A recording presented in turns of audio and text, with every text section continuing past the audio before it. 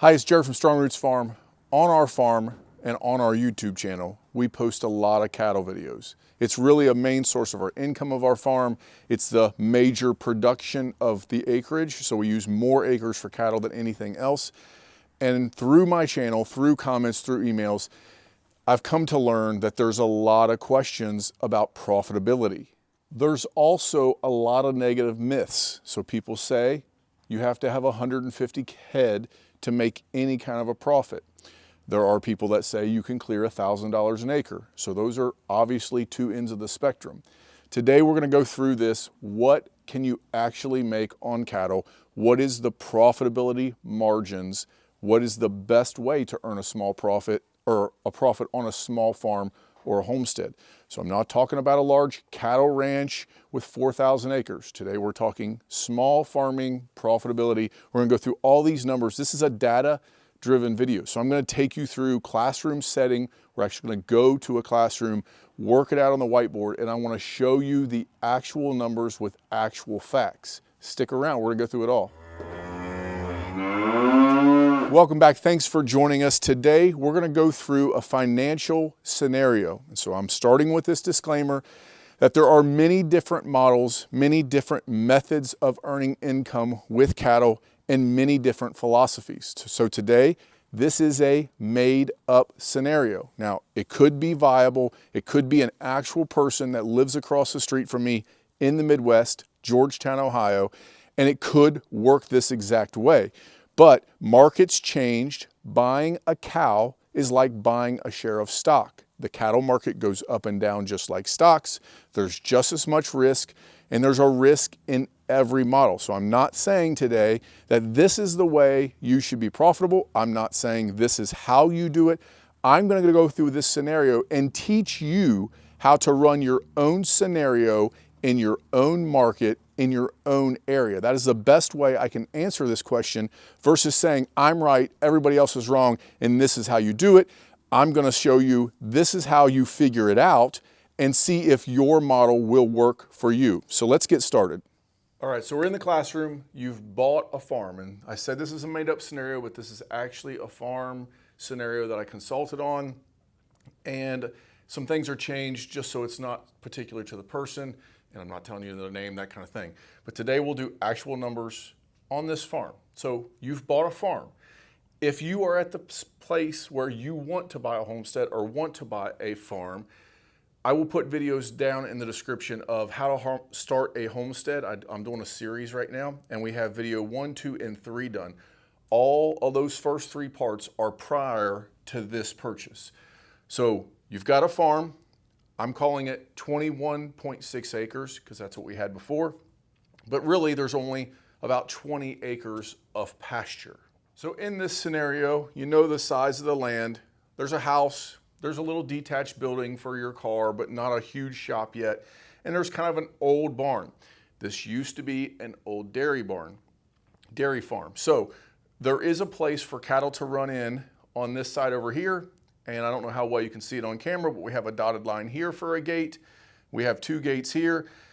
None of the fence is here. So this farm was cleared off. It was tilled and land leveled, and it's been in pasture. So you got that going for you. You already have pasture set up, grass growing, but there's no fence everywhere.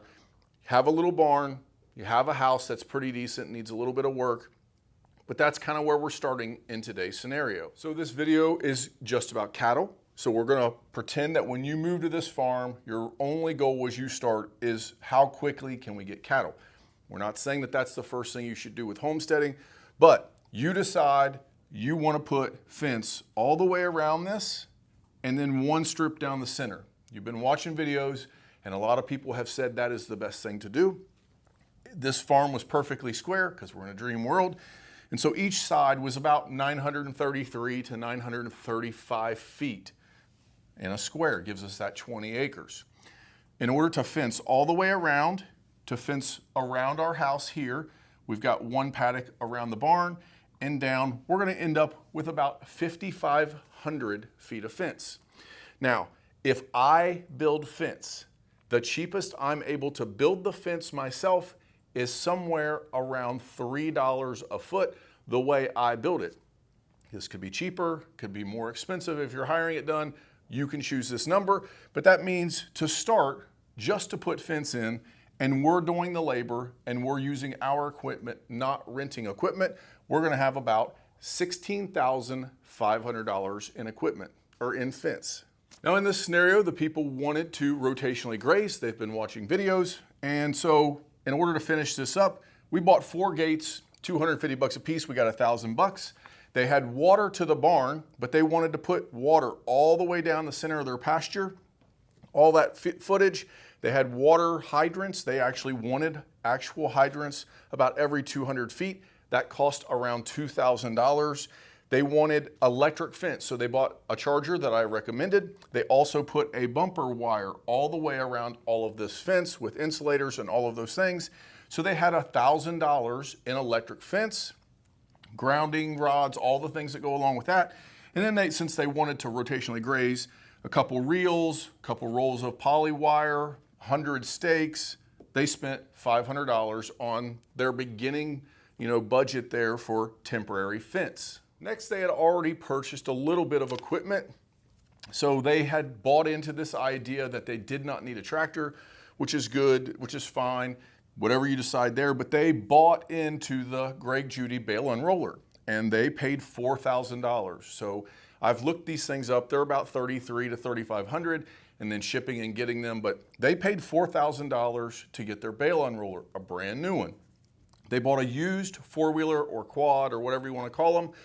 It was a Honda, and they bought it off of Facebook Marketplace for $2,000. And they also had like a trailer that had some metal sides on it. Their plan was to clean up the manure, all with this. They were going to use this trailer for lumber, hauling stuff around their farm. They were going to haul the posts around as they were building, and it would hook to their quad. It was just a small trailer. They spent $1,000. Still haven't had cattle. This is what they've spent. Now, they took my advice and they bought some heavy bred heifers in the winter from good genetic cows that they chose. You can choose what you want. I do have a video on how to select the right cows or right heifers, but they bought 10 of them for $2,000 a piece. They were bred and they paid $20,000, so $2,000 a piece times 10. Then they decided we want a bull to breed these things back. And they did what I advised. If you're gonna spend high dollars on animals, then genetics better come from your bull. And they got a fairly nice bull for $4,000. It was more than I would have spent or more than I wanna spend, but they got a very good bull. And so they've spent $24,000 in cattle. Now, by all accounts, this is a small farm or even a homestead, but they have spent $52,000 on day one that they got their animals to their farm. And so this may be the scenario you want. Maybe you think you need a tractor, so you build it out for day one. Currently, we're at negative $52,000. This $52,000, they came to this farm with this money in cash. So this was in their bank account. They are not planning on cattle paying for the mortgage of this place or the taxes or the insurance. They just want the cattle to make the land better and then use the income from the cattle to pay back to build and buy other stuff. So whatever your goals are, that is fine, but this was this family's goals. But we're starting out day one at a negative $52,000. So we haven't made a dime yet because we haven't sold anything. They also have to have a plan for the yearly expenses. These animals eat, you need to take care of them. And so what are the yearly expenses in their budget? They estimated, because they're on city water, $550 a year to water these animals. I have found it is somewhere around $50 per 1,000-pound animal or 1,200-pound animal a year for my water bill. Obviously, everywhere in the world that is going to be different. So they've got $550 a year for water, $1,800 a year for hay. The number I use is 4 round bales per cow per winter. And so they've got 11 animals with the bull, and they're paying $45 per round bale here in Ohio, and they're buying 4 per head. So 44 of them, that's $1,800. They're going to spend $500 a year on mineral, whether that's salt, whether that's free choice, whether that's tubs, whatever it would be. They've budgeted $500 a year for mineral. And then I think this number is very low, but they have budgeted $150 for vet supplies, whether this be vaccinations, whether this be medicine if they need them, ear tags, or even having a vet come out and look and palpate and all those things. I will tell you, in my area, the vet just coming to my farm costs me $200. Then if he does anything, it's on top of that. So this is a low number in my opinion, but this is the number they budgeted, which is $3,000 per year of income, or expenses, I'm sorry, that will take from your income. This comes every year just because you have these cows. Now we're on to income. So they got these cows in the winter. They started having calves in March, and they have now kept these cows for an entire year. They spent the $52,000 in the beginning. They spent the $3,000 to maintain these cows for a year. But now it is time to start calculating our income. This is going to be very critical. People are going to be able to beat me up on this crazily because it is a market price. I can argue that today's market should hold for many years because of the, station of our country today, where we were at, how many cows are there. And there are people that will say, this is at a high point, it will never be this high again. 2 years ago, they told me it wouldn't stay this high, and it has. So it's anybody's guess. Nobody can pick the future. So here's what I did to come up with a good number. I took the January numbers from my stockyards in Paris, Kentucky, where I got it, and I figure it's always higher in March and April, but I'm just going to use that number throughout. You have to decide, do you look at the last 10 years average price and say the next 10 years are going to be comparable? Do you use the price now? Do you just pick a number, what you think you can get? You have to decide this, but this is the number we're going to use for the scenario, okay? So steers we're selling for $335. This is at 500 pounds. Heifers we're selling for $305, which I thought was high. There should be a bigger gap there. But on average, we're going to say $3.20. Now, in my 15 years, I have seen prices below $2 on average, and I have seen prices above $4.50. So this seems like a decent number to me when I think about it. We're going to go with $3.20 at 500 pounds as our selling price. Make it whatever you want. Now you have animals to sell. You had 10 bred heifers. Theoretically, you should have 10 calves. But there is always going to be a loss. Animals come out stillborn, calves will just abort, and you'll never see a calf, or a calf will get sick and die. And so I looked up some national averages, and they can be anywhere depending on who you're listening to. The best number I came up with was around 4%, but today in this scenario, we're going to call it 5%. So for every 100 head you have, you will lose 5 calves. That's pretty generous. I would have told you it's much less than that 10 years ago, but 2 years ago, I lost 6 in 1 year, and I only have 19 head, okay? So we're going to say each year, just to make the numbers add out, that you have 9.5 calves. I know you can't have a half a calf, but the numbers have to average something. Our calves are at 500 pounds. We're selling them for $320, which is the average, assuming we have 50% heifers and steers. So that equals $1,600 per head that you sell at the market. Now we'll talk about how to change these numbers later, but just for the scenario, we have $1,600. You spend $35 per head to sell them at the local stockyards. That's what I get charged. If I have more, so people who have more head pay less per head. So in this instance, it is good to be a bigger guy with more head to sell. But for a small farmer, we're going to end up with $1,565 per head as the the gross profit. That's what we sold these calves for in the spring.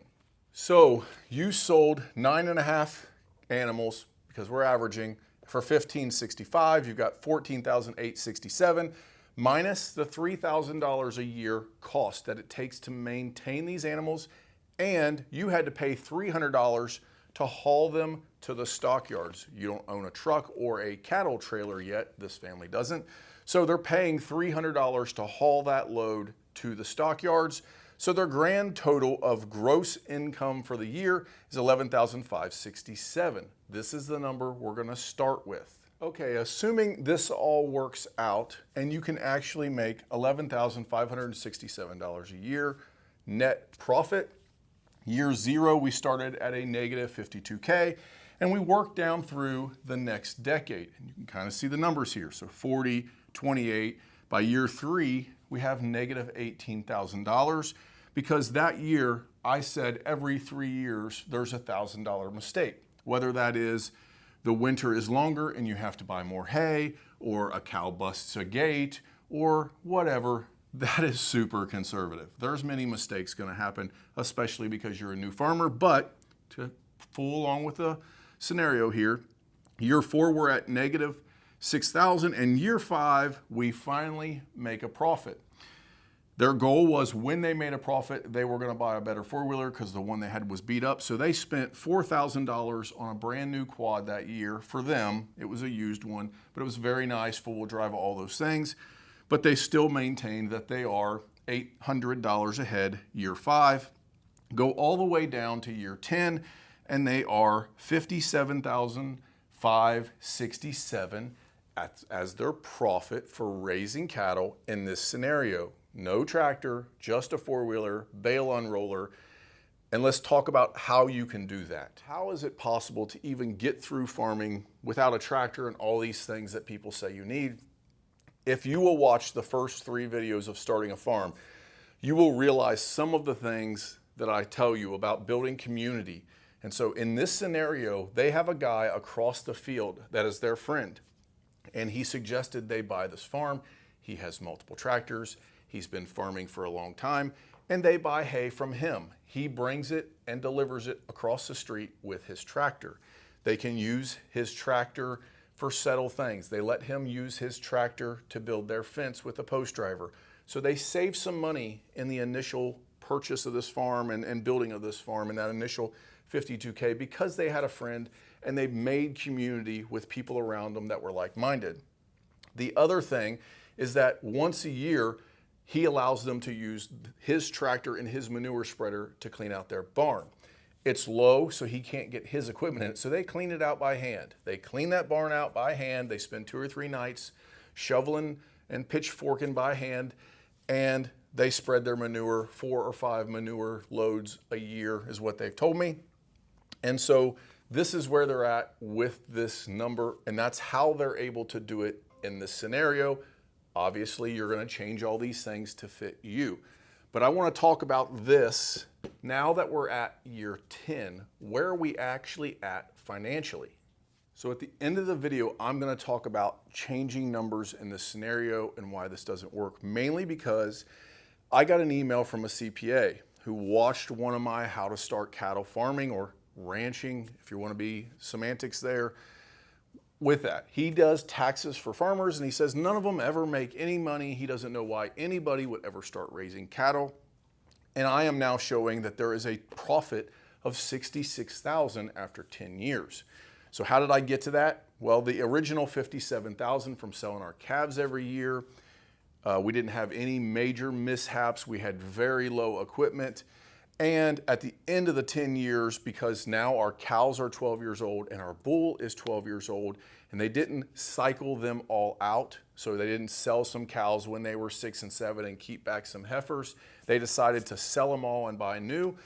They sold those for $800 a piece because they're old and they're called broken mouth cows, and they didn't sell very well at the market, and they sold them in the late fall when the prices were the lowest, because they didn't want to feed them throughout the winter. They only wanted to feed their weaned calves that they would then sell the following March at year 10.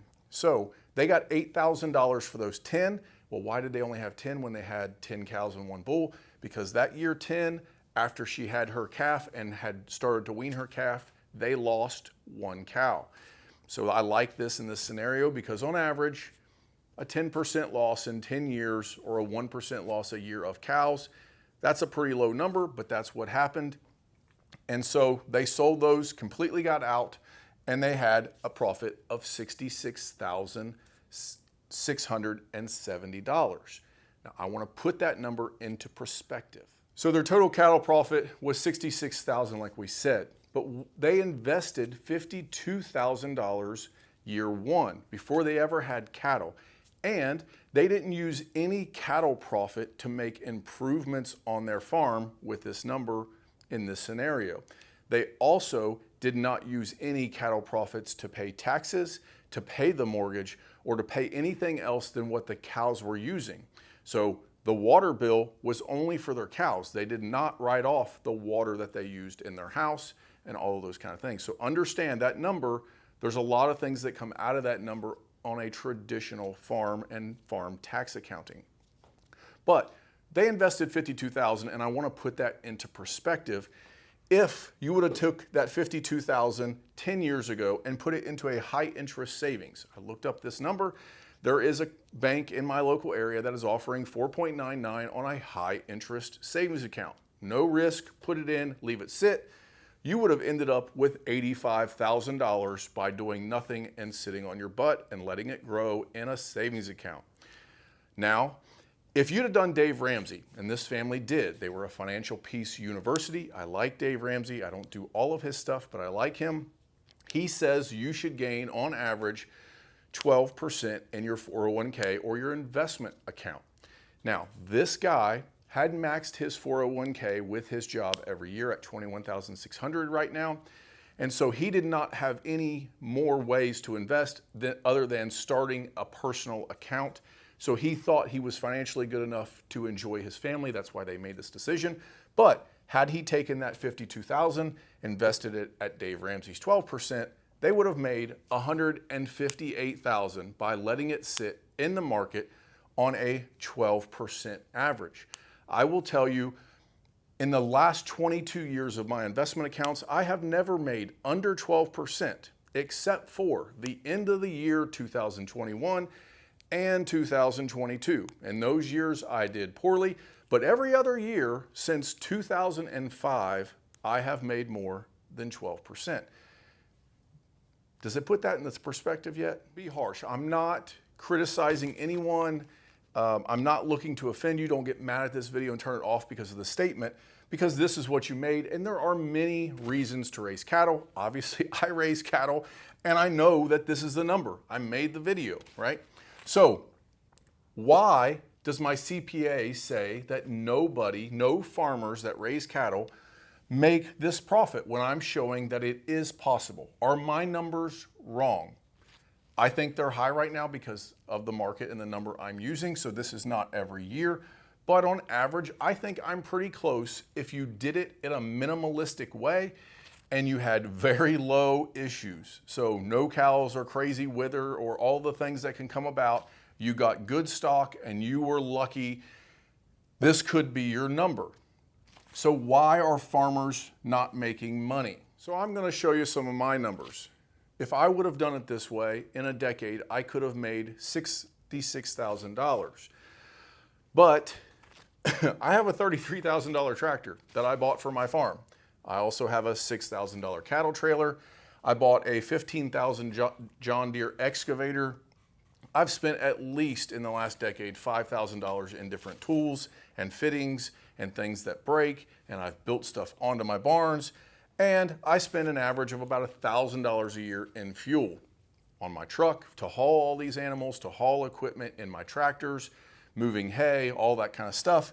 So I would have only been left with $6,600. And so, am I profitable?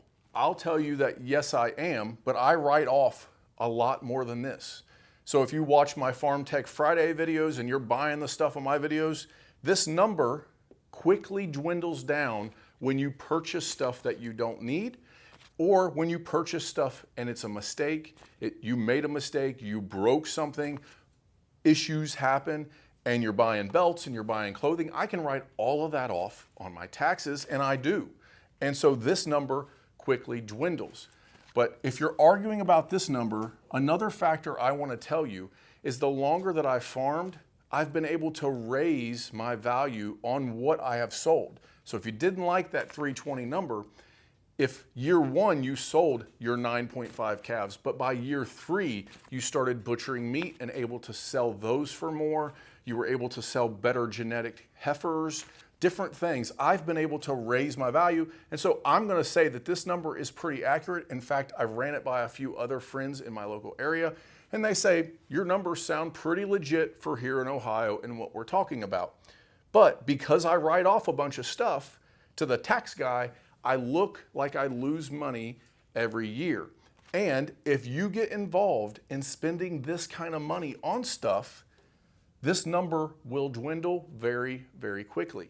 Now, one thing is for sure, cattle is the long game. If you're gonna run cattle farm, it is not a quick get rich quick scheme, and nobody really argues that. So I wanted to go ahead and show you the numbers because I ran them. If we would have decided to, okay, we sold everything in year 10, we bought the same thing back, 10 bred heifers, a brand new nice bull, we spent the same $24,000, and we did these numbers again. By the end of 20 years, you would be $158,340 ahead of the game because you chose to raise cattle. Now, this whole time, we have paid for this farm with our off-farm job. But if you would have segregated it out, what the extra land cost you versus living in a subdivision, not talking about what you can gain and the peacefulness and those things, just dollars and cents, you would have spent $124K in taxes and the mortgage itself on that land at a 3% interest mortgage, or a 4% I think I ran actually. My home, my mortgage right now is currently at 2.8, so 4% is pretty fair. So the taxes in my area based on my farm per acre and the cost of land in my area would have cost you that $124K. I think that's a reasonable number. So with cattle, you would have been able to pay that, but really no benefit. And you had to buy another four-wheeler, another bale unroller in this section of time in the next 10 years. If we would have took that original 52,000, just to show you in perspective, at 4.9, we would have made 134. So at 4.99, after the 20-year game, minimize equipment, we actually are better than a high interest savings account because we have not spent a bunch of money on equipment. But at Dave Ramsey, this hurt $487,000. If we just would have invested the money, we would have made almost triple what our cattle made us. Now, as I was researching for this video and I showed these numbers to my wife, she said, are you really gonna show YouTube that? Are you really gonna show people? You're trying to motivate people into having a small farm or a homestead and the benefits. Is that really what you're gonna show them, that they could sit on their couch and make $487,000, but you want them to make $158,000 with cattle? And so that was disheartening. I had to think about this. Is it really worth it? And it's why, as a farmer, and many other farmers do, I question all the time, is it really worth it? And then you go out and you sit with your cows and you do things on the farm and you realize what a great lifestyle it is. So this is a great part in the video where I think we need to talk about some benefits to having cattle on a farm and only making this versus making this. What are you gaining? So the first thing is I'm not a person that would enjoy being in a subdivision. I don't want to see my neighbors right next to me. I don't want to hear their party. So I want to have land and be secluded. So the cattle allows me to have lower taxes. In Ohio, and I'm not sure how this works everywhere, but CAUV is what we call it. So when my land is in an agricultural product, even though they're not in every square every minute, it lowers my property taxes, which are still ridiculous, but it does help that. It's about $1,600 a year for my farm that my taxes are lower because I have cattle grazing on them. But I'm also increasing my property value. Not only am I making the environment better and my soil better because of the way we raise our animals, but I take that money and I roll it into barns and shops and making our house better and increasing the value of our property. So over time, and also with inflation of property and I own land, my property value is going up at the same time. The negative with this, and this is what I see in the culture and what I'm trying to prevent with some of my videos, is in order to get the value for this, you have to sell. So this is what you see. Grandpa sells his farm and everybody decides there's lots of value there that he built. So we're going to sell it and get that value out instead of continuing that value on for generations. That's just a side hurt for me. But property value will increase. There is peace in some food security. We raise all our own meat, and so we are butchering, and we have raised some different things, which I will get into how to change those numbers in a minute. But food security is definitely a value for raising cattle. The education of our children.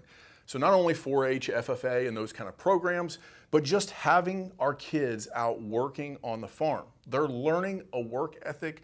They're learning birth and life and, Potsapinnia, the circle of life. They're learning all of that on the farm. Family time together. It's so much better on the farm than it is in the subdivision where we were traveling and rushing through life to have family time together, spending money at venues and events that was just wasted on that entertainment, whereas now our family time is spent on the farm. And then fitness, okay? So you can pay money and go to a gym, and I have in the past, or you can work on your own life and work on your own farm and stay healthy and stay fit. My uncle, he just passed away about 6 months or whatever ago. He was 85 years old, I think. And he said he had cattle and he had a wood stove, a wood boiler outside.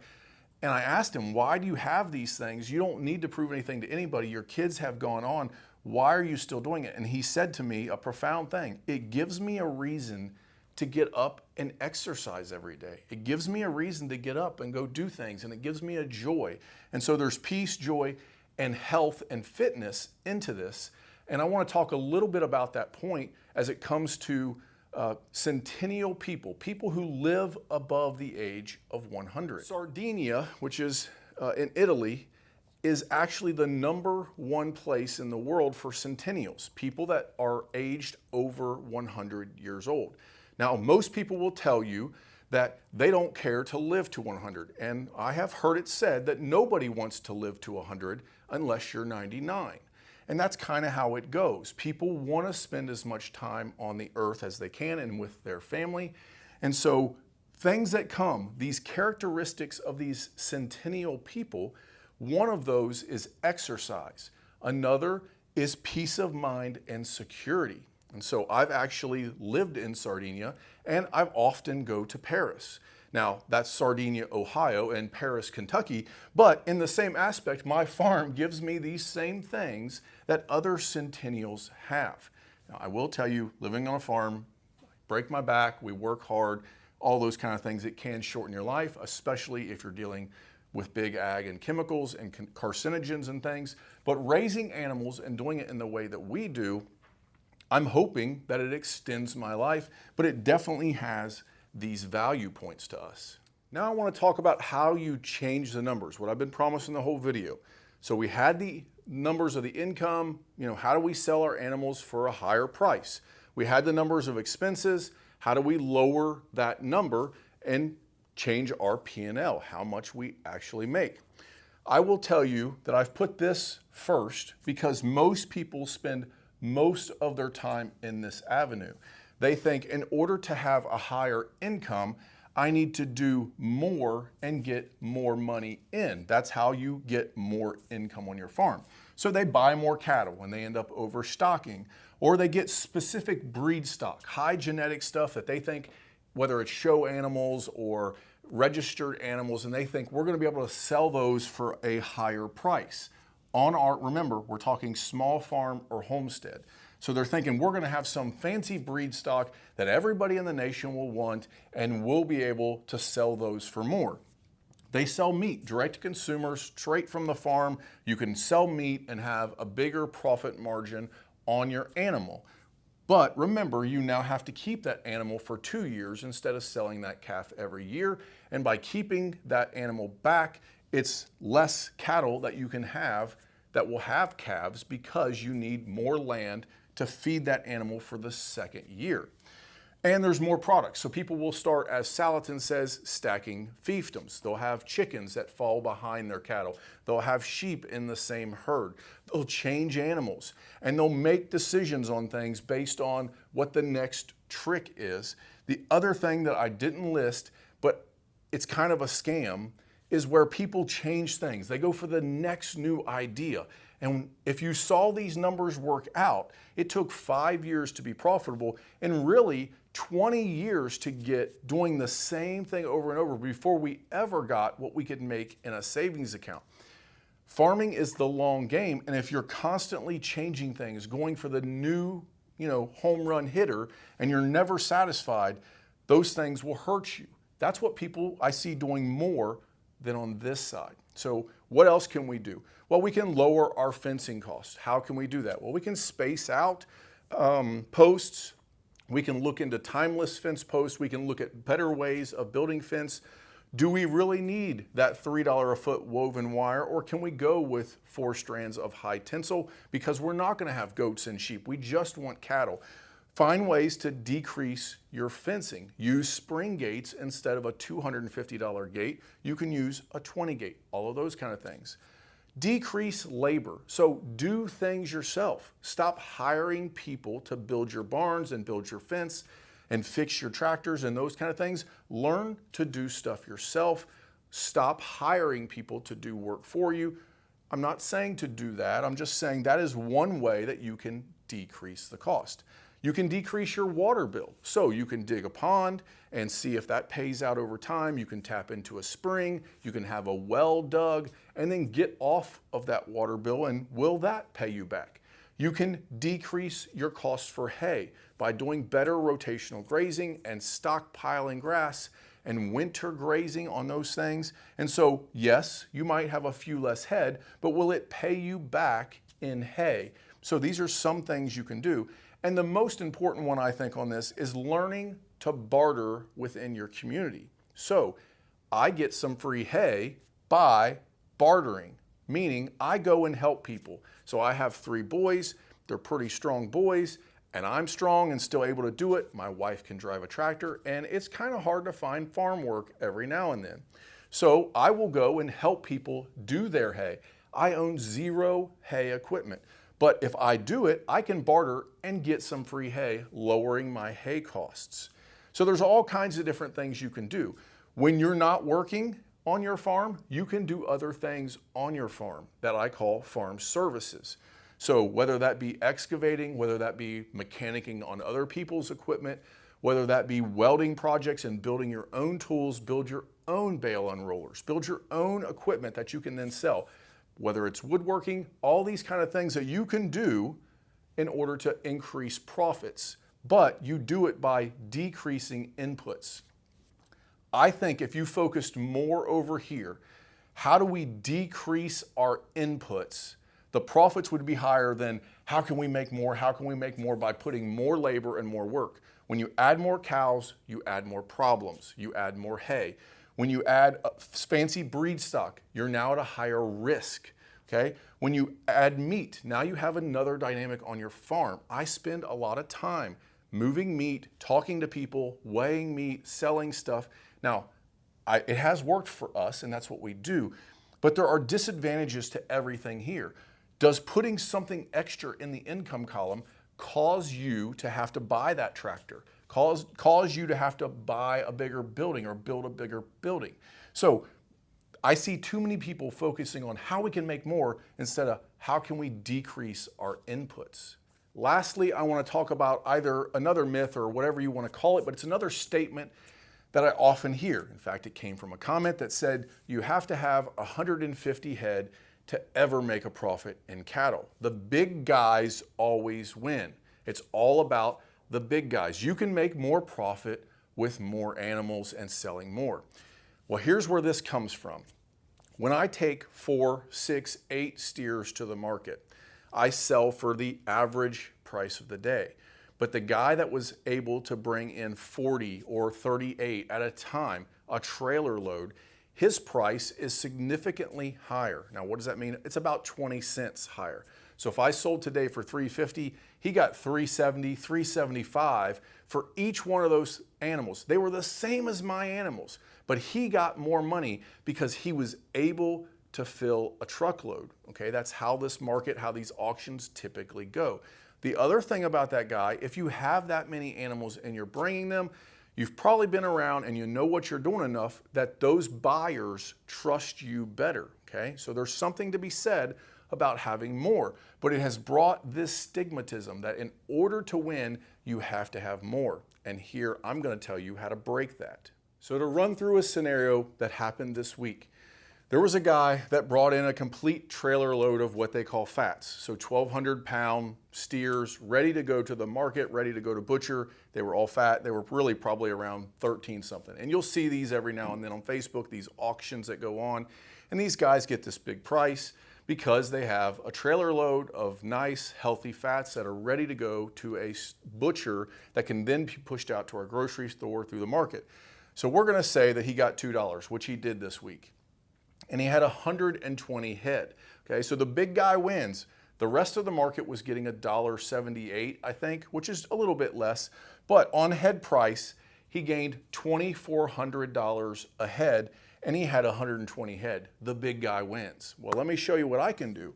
I'm 10%, so I had 12 head this year at 1,200-pound fat.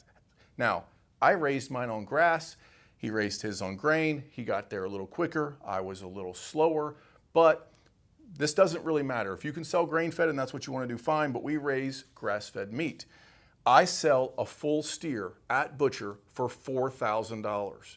Okay, so this is based off a hanging weight and everyone is different, but on average, my fat steers that are ready for butcher bring $4,000. Now, I pay the processor, which is somewhere between $750 to $800 per head. So I made $3,200. He made $2,400 and everybody thought he was great. I made $3,200 per head, but I only had 12 head. So bigger doesn't necessarily mean better. Now, if you took this and multiplied, he made much more money than I did, but he has many more acres, many more tractors, much more work, right? And I had smaller amounts. The problem is that I don't believe this is scalable. So Salatin says it is, other people say it is, but I'll tell you personally, I cannot sell 120 full steers a year in beef. I don't have the time for that, one, and I don't have the energy to deal with essentially 240 customers that are buying halves. That's a lot of work to sell all of this in meat.